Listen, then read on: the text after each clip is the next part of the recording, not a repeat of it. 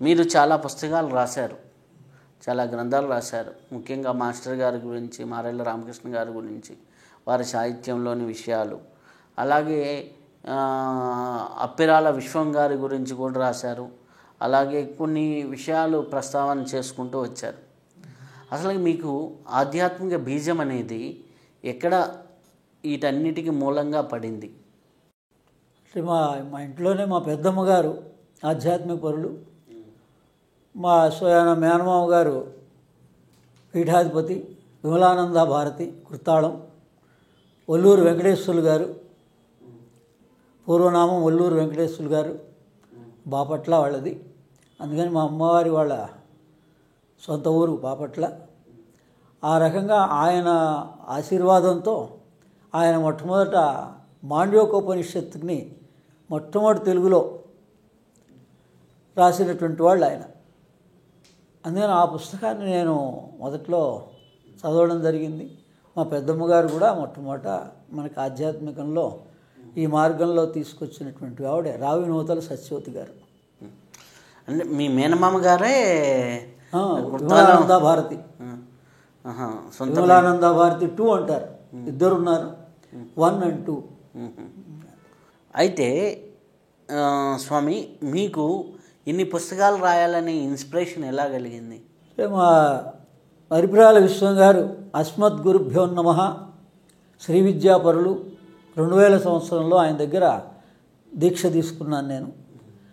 అప్పటి నుంచి ఆయన అప్పటికే 108 ఉపనిషత్తులకి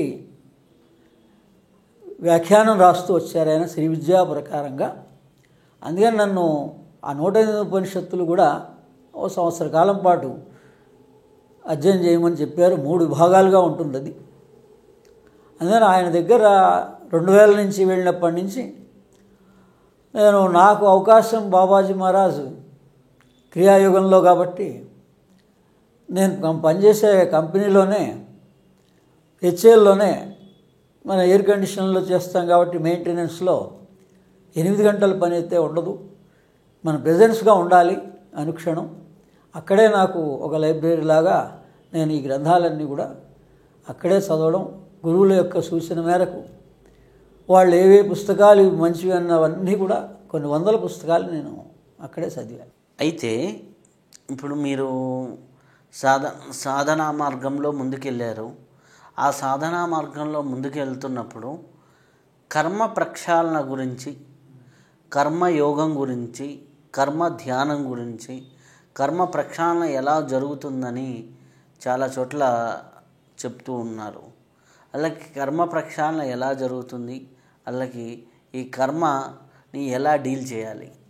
అంటే అందరి పాపం ఏ కష్టం వచ్చినా మనం ఇది మన ప్రారంధం, ఇది మన కర్మ అనుకొని చాలా వరకు డిప్రెస్ అయిపోతూ ఉంటారు. నా జీవితకాలం కూడా 10 సంవత్సరాలు నేను శారీరకంగా అనుభవించాను. కానీ ఒక 60 రోజుల్లోనే 10 సంవత్సరాల దీర్ఘ వ్యాధి నివారణ చేసుకోగలిగా.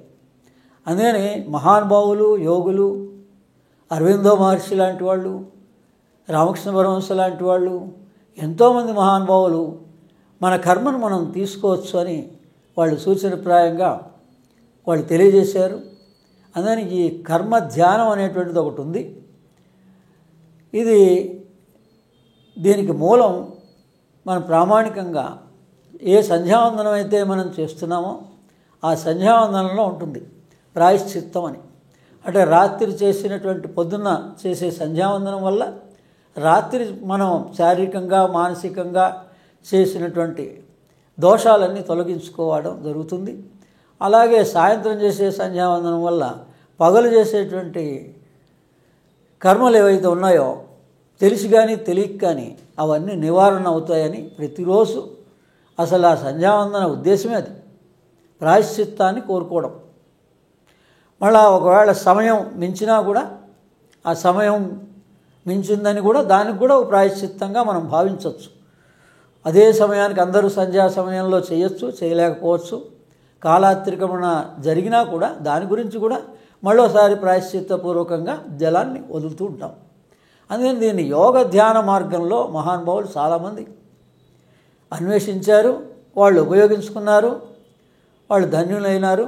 అది ఎలా అంటే రాత్రి మనం పడుకోబోయేటప్పుడు మనస్ఫూర్తిగా మనం ఈ అఖండ గురుసత్తా గురువులు అనవచ్చు, మాస్టర్స్ అనొచ్చు, పరమ గురువులు వీళ్ళంతా. వీళ్ళెవరినైనా మనకి ఎవరు నచ్చినా పర్వాలేదు, అందరు గురువులు సమానమే. ఎవరో ఒకళ్ళ గురువుల్ని మనం మనస్ఫూర్తిగా ప్రార్థన చేసి, నా ఈ కర్మ గత జన్మల్లో చేసుకున్నటువంటి దానివల్లనే ఇది వచ్చింది. మన హిందూ ధర్మంలో మనం ఎప్పుడైతే బొట్టు పెట్టుకుంటామో, కనీసం ఏదో ఒక ప్రార్థన చేస్తామో, మనం నమ్మవలసింది ఏంటంటే కర్మ సిద్ధాంతాన్ని తప్పకుండా నమ్మాలి.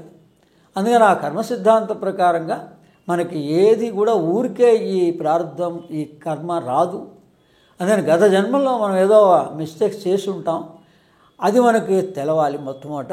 అందుకని పరమ గురువుల్ని ఆ దిశగా మనం ప్రార్థన చేసుకుంటూ మామూలు నిద్రపోయేటప్పుడు ఏం కోరాలంటే మొట్టమొదట ఒక తెల్లారుజామున మెలకు రావాలి అని కోరాలి మొట్టమొదట మనం పడుకునేటప్పుడు.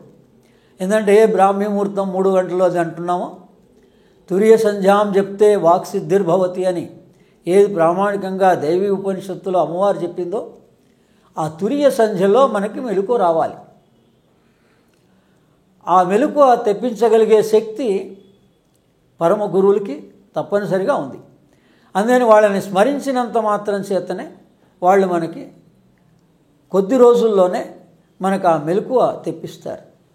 ఆ మెలకు వచ్చినప్పుడు ఆ తెల్లారుజామున సమయం ఏదన్నా కావచ్చు, ఎక్కడ కూర్చున్న వాళ్ళం అక్కడే పక్క మీదే కూర్చొని కాసేపు మనస్ఫూర్తిగా శ్వాస మీద ధ్యాస పెట్టి ధ్యానం చేస్తూ కొంచెంసేపు ఏ ఆలోచన లేని స్థితి వచ్చినప్పుడు మనస్ఫూర్తిగా మనం ప్రార్థన చేయాలి గురువుల్ని.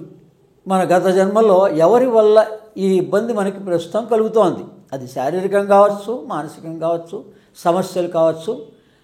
నేను కూడా మా జీవిత కాలంలో 10 సంవత్సరాలు దాని మీద అన్వేషణ చేశా.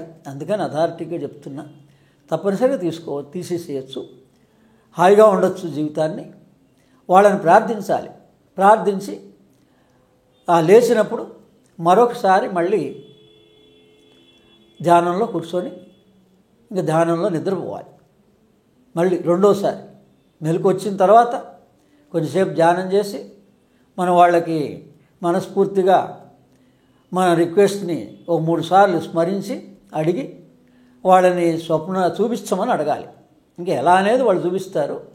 ఇలా కనుక మనం రోజు ధ్యానంలో పడుకోబోయేటప్పుడు చేయగలిగితే ఒక 40 రోజులు మండలం అని పెట్టుకోండి.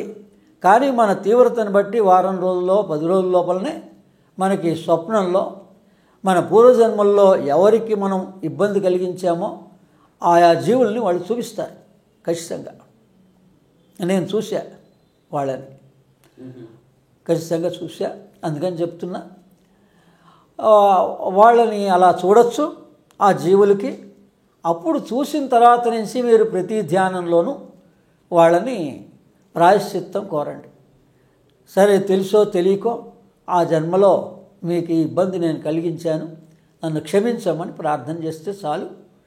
వాళ్ళని ప్రతి ధ్యానంలోనూ, ఇంకా అప్పుడు ఎప్పుడైనా పగలు కావచ్చు, సాయంత్రం కావచ్చు, మనం ఎప్పుడు ధ్యానం చేసుకున్నప్పుడన్నా వాళ్ళని తప్పనిసరిగా స్మరించి చేసుకోవాలి. అదే రిచువలిస్టిక్లో అయితే ప్రతి అమావాస్యకి మనం వాళ్ళకి తర్పణం చేస్తే వాళ్ళ పేరు మీద ఏదో ఒక గ్లాసు నీళ్ళు మనం పితృతర్పణంగా భావించి వాళ్ళకి ఆ పితృదేవతలకి తర్పణం ఇచ్చినా, ఒకవేళ అది చేయగలిగే వాళ్ళు ఉంటారు, చేయలేని వాళ్ళు ఉంటారు. యోగ ధ్యానంలోనే కూడా మనం ఈ నివారణ చేసుకోవచ్చు ఖచ్చితంగా.